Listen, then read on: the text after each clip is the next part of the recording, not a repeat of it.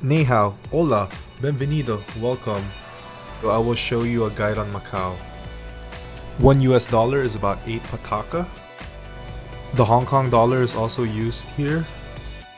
To get to Macau, you can either use the bridge, fly, or boat.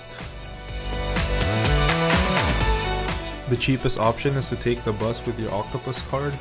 When you land in Macau, you will be greeted with Portuguese and English writings. They have a lot of Portuguese writings to attract more Brazilian tourists. Once you're in Macau, there's a lot of free shuttle buses that take you to the casinos. Once you're in the casinos, you can pretend that you're playing and then go out for a voucher.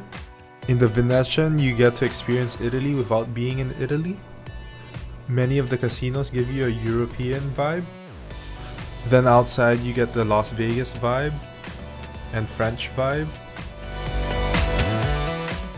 After touring the casinos, you should try Pasteis de Nata. I'm with my friend Jonathan, and then we're here to try the egg tart.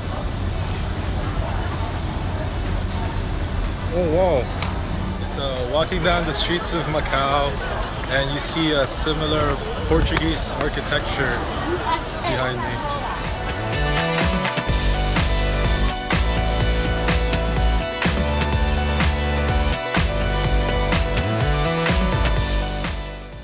Here are other Cantonese food you should try. If you don't have a translator, you can point at a random number and pray that they give you good food. You guys should try Cantonese fried rice. It's good with chicken rice and tea. Drink and we're gonna go. Cheers! Sweet and sour is also another Cantonese favorite. Macanese nougat candy tastes better when shared. Overall, Macau is a Chinese city with big Western influence. It's like being in France, Italy, USA, Portugal, and China in one city.